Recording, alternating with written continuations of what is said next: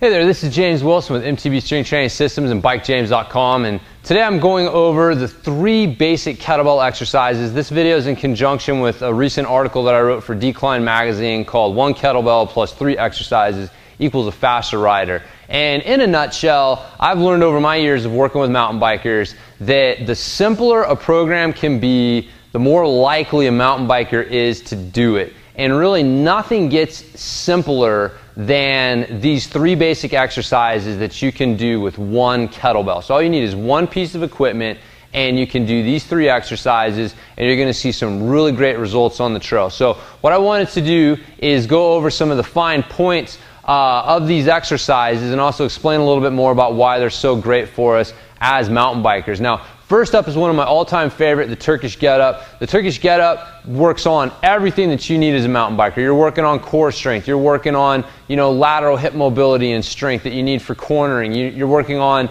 shoulder stability that you need for being able to muscle your bike around and absorb, trail impacts with the upper body. You're working on single leg strength, which is obviously very important for your ability to pedal. And pretty much anything that you need on the trail, the Turkish Getup is either going to help directly or help lay the foundation for you to do better with it. So what I want to do is go over what the Turkish Getup is and just a few fine points along the way. So what you're going to do is get your kettlebell, lie down on the ground, and you're going to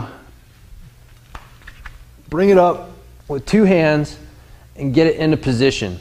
So get myself angled here so you can kind of see what's going on. Now step 1, now here's the first thing you got to keep in mind.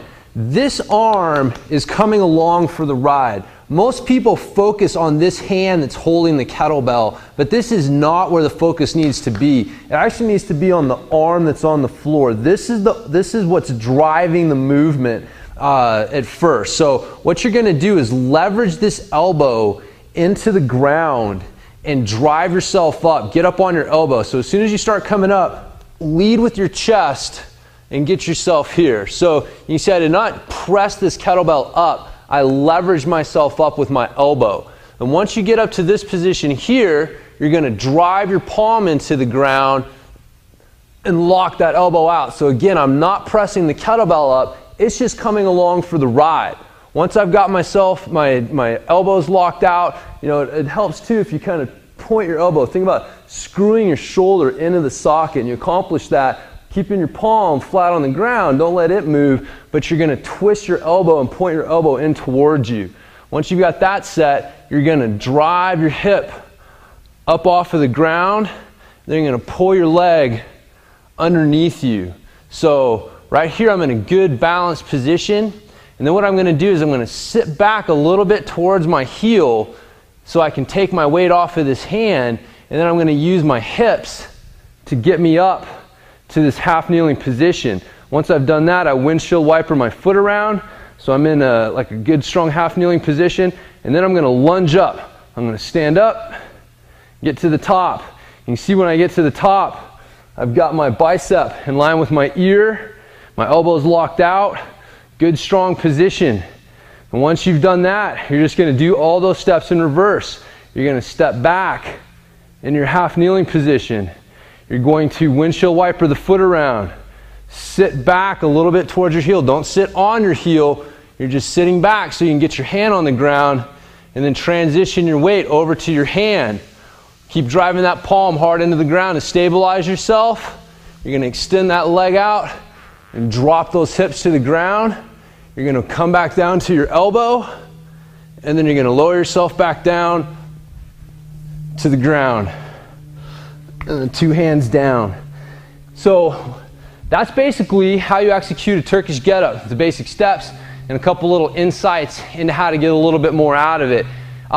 You want to do 1 rep per side. This is not an endurance exercise. So if you're going to do 3 reps and you want to do 1 on one side, then 1 on the other, and alternate back and forth till you've done 3 on each side. What I suggest doing is setting up a timer for 5 to 10 minutes and just practicing your Turkish Getups. Practice your movement with these, really get proficient with them, and it'll really help you out. So that's your Turkish Getup. The swing is the next exercise, and the swing is about as close to riding your mountain bike without actually riding your mountain bike as you can get. This is going to work on body position. This is going to work on your ability to, time absorbing impacts with your legs and your hips. This is going to work on your ability to power movement from your hips and not using your lower back and your arms. So this is going to help with so many things: balance, control, jumping and manualing. A lot of that stuff is built off of this basic movement pattern. So show you a couple tips for the kettlebell swing. So what you're going to do, this is built off of your deadlift. So if you don't have command of this basic exercise right here, then you need to practice that until you have that down. But if you have that down, we're able to drive your hips back behind your heels, let your chest come to the ground, and do that comfortably, then you're ready for your kettlebell swing. So there's a couple ways to get started with the swing. If you've never done one before, the easiest way to do it is to do like you're going to do a deadlift, but then barely break the kettlebell off of the ground.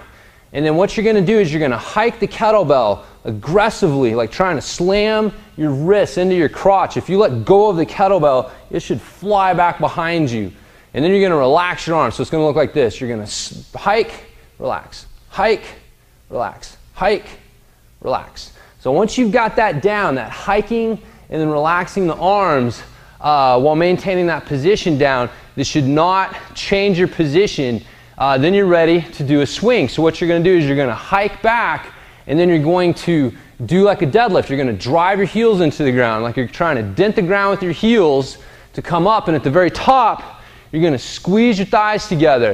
At the RKC certification I went to, they called it making lemonade. Pretend you got a lemon right here between your thighs, right below your privates, and you're trying to squeeze that sucker. You wouldn't want to drink that lemonade, but you want to make it. If you do that at the top of your swing, what you're going to feel is your glutes get tight, but you're not squeezing your glutes. You're pressing those thighs together. Again, we're screwing the femur, the legs, up into the hips. It helps create extra stability and extra power. So it's a very important visual to get down. So dent the ground with your heels to initiate the movement, and then squeeze those thighs together and make lemonade at the top. And you're going to do really good with this. So this is what it's going to look like. You're going to get that set.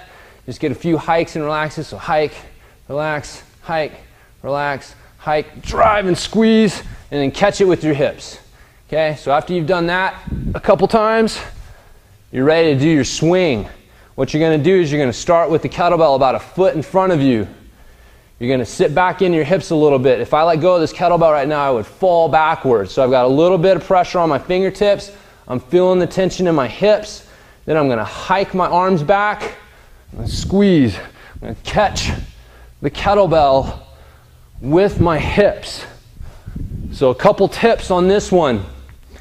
Don't time your movement based on the kettlebell. You want to time it. You want to time your hips, catching it with your hips at the bottom. So as soon as the kettlebell starts dropping, you don't drop, you don't drop, you don't drop. When it gets to about here is where you catch it with your hips.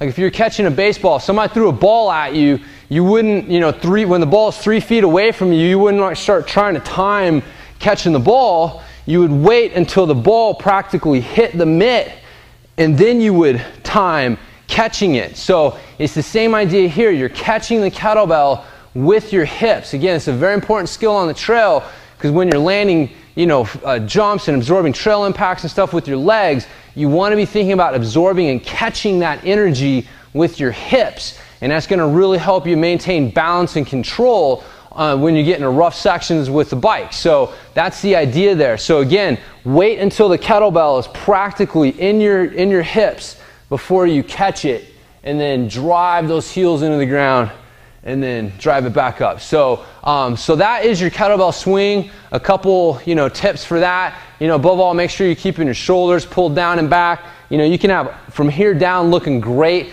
but if you've just got this ridiculous rounded shoulder thing going on and shoulders are hunched, and you want to be making sure that you look good from the top of your head all the way down to the bottom of your feet. So that's your kettlebell swing. And then finally your goblet squat, which is probably the easiest of the 3 exercises to pick up.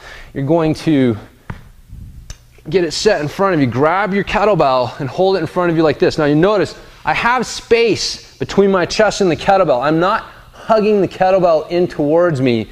What I'm doing is I got my shoulder blades tucked into my back pockets.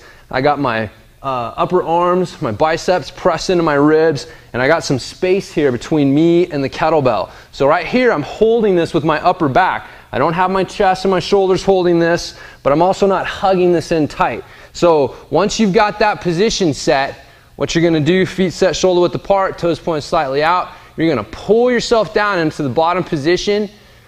You wanna get the tips of your elbows to touch the insides of your knees. I call it pointy part to meaty part. So you get in the pointy part of your elbow to touch the meaty part on the inside of your thighs, and then you're gonna drive through your heels, squeeze those butt cheeks, think about making lemonade at the top, and come back up. So pull yourself down, pointy part to meaty part, and you're gonna drive yourself back up. Something that will help you on this exercise is to think about keeping the top of your head pointed towards the ceiling the whole time. Whereas with the swing and the deadlift, we want to let the chest come down, the butt back and the chest down. With the squat, we want to keep the torso upright and the top of the head pointed towards the ceiling. That'll also help you on the way back up. If you're driving straight up and think about driving the top of your head straight up towards the ceiling, that'll make sure that you don't come out of your bottom position and do something like that where you buck the hips first and then come up. So you want to make sure that you can execute a good squat and a good hip hinge movement pattern, just so you've got, command of both. And so the goblet squat it's a really good exercise for building upper back strength and tying that into the legs through the core, because you're having to hold the weight with your arms and your upper back, but you're creating the energy that's moving everything with your legs. That has to transfer through the core into the kettlebell in order to create the force to get that to rise. So it's just a good exercise for building core strength and upper back strength and tying that into the legs and just teaching you how to squat properly. So that's your goblet squat. So those are your 3 basic exercises, a few extra little coaching tips and stuff that'll hopefully get you